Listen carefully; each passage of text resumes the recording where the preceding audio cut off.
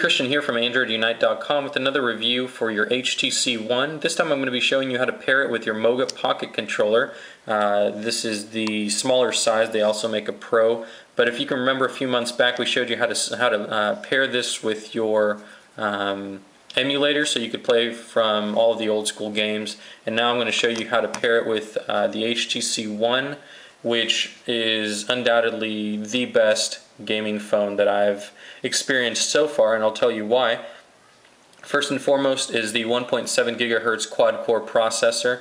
And this Snapdragon processor, ensures that there's absolutely no lag in the games, no stutters, nothing.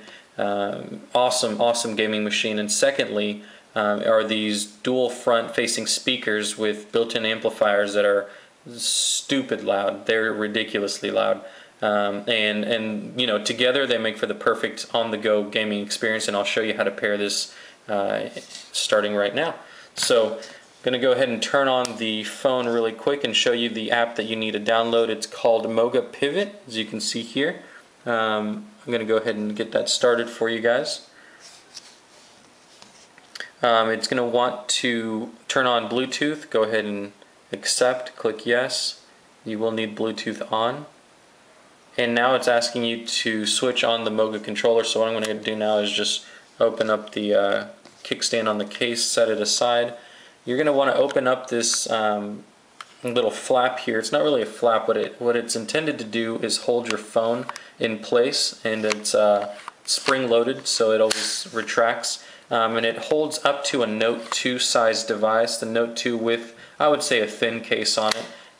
So it's definitely plenty big, although I don't really like the experience of playing with it, in the little holder here. So what I do is I just freehand it, and thankfully I've got the active case by Sadio with a kickstand, metal kickstand on the back, and it is a magnetic kickstand, and it's also a spring-loaded kickstand. So as you can see there, very good combination. And what it's telling you to do is to open up this little flap and turn on the device. And as you can see, it started blinking blue there as soon as I switched it on. If it doesn't start blinking blue, sometimes it doesn't. Let me see if I can do it again.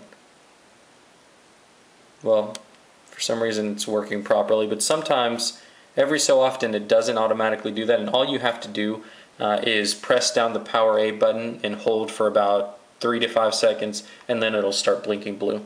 I'm not really sure what the inconsistency or why the inconsistency exists, but that is how you solve it. So setting the controller aside, you can see that the app has already configured itself and added a little green icon here at the top, and it says you can browse Moga Enhanced games here.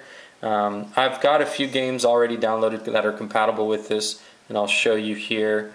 I've got Modern Combat 4, and I've also got Pac-Man, which came free as soon as I installed the Moga Pivot app. And apart from that, I've also purchased 2 more. One of them is Asphalt 7, and then I can never remember the name of the second one, but it's pretty much just like a knockoff of Halo first-person shooter, wearing like crazy gear. And anyway, I can't remember the name of it, but it's an awesome game. For being what I call a ripoff.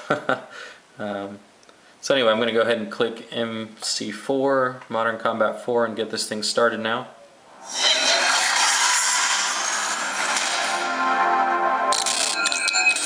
As you can hear there, those are definitely some loud speakers. My favorite part of the phone, for sure, are those dual front-facing speakers with built-in amplifiers and Beats audio to help it give it that extra oomph. Definitely the best experience for gaming because they're facing forward, obviously, and it's just very immersive. So my controller is working, and I'll show you here that it is, because I'm not going to be touching the screen. All I'm going to be doing is pressing the buttons on the controller themselves here by selecting A. You can see I go to the next window. No, I don't want to buy any of your credits, and it doesn't appear that there's an escape button on the actual controller that'll let you skip this, so I'm just going to go ahead and touch the screen really quickly. My apologies for that. you know what else I'm going to do? I'm going to turn on the full brightness of my phone so you guys can see everything. And it shouldn't interrupt where we were at in the beginning. So alright, select campaign, continue. So I was playing this just briefly right before I started filming. And it's loading. Gives you a really quick overview of what buttons go where, just the button mappings. Definitely good to read up on if you've never played this game before, but I've already beat the game and I've restarted recently. So here we go. So you can see I can move to the side, left and right, up and down, and I can look in all directions. So I've got full control.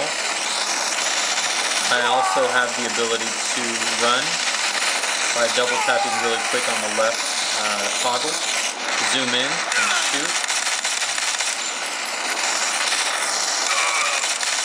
reload, and toss a grenade, which I'm out of grenades, but you get the idea.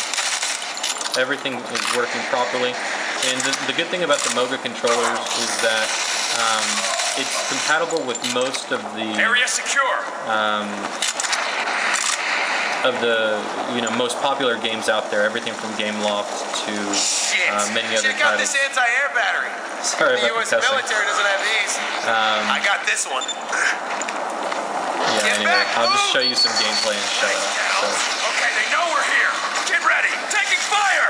Eliminate those tangos. Under fire. Take out the hostiles.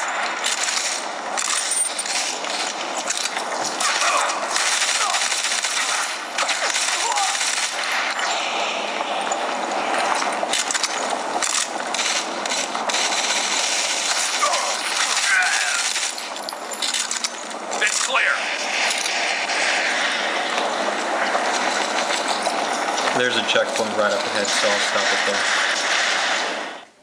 there. Anyway, as you can see, everything is working properly. The Moga controller was able to sync. All the buttons are mapped correctly, and the titles are growing every day for sure. All of the popular ones are available, and it doesn't matter whether you buy it through the Moga Pivot app or if you just buy it through the regular Play Store. It'll recognize them and it'll automatically allow you to use them. I will say that the batteries on the Moga controller last roughly about 15 to 20 hours, so whenever it's not in use, make sure and turn it off using this button down here. And yeah, if you guys have any questions, please feel free to let me know. I know sometimes people have problems with making the two devices sync. Just make sure Bluetooth is on. When it prompts you to pair it for the very first time, click yes. It'll give you some sort of passkey. You don't have to write that down or anything or remember it whatsoever. It's really not relevant. But just go ahead and click agree through all those little processes, and then as soon as you see the little green icon up at the top, then you know you're ready to go. So that is my review of, I'm sorry, not review, but overview of how you set up the Moga controller on your HTC One. And if you guys have any further questions, please feel free to let me know. Thanks, guys. This is Christian from Android Unite. Make sure to like the video, subscribe to our channel. We've got plenty of other videos coming out soon. And definitely check out our website, www.androidunite.com, for the latest and greatest. All right, bye-bye.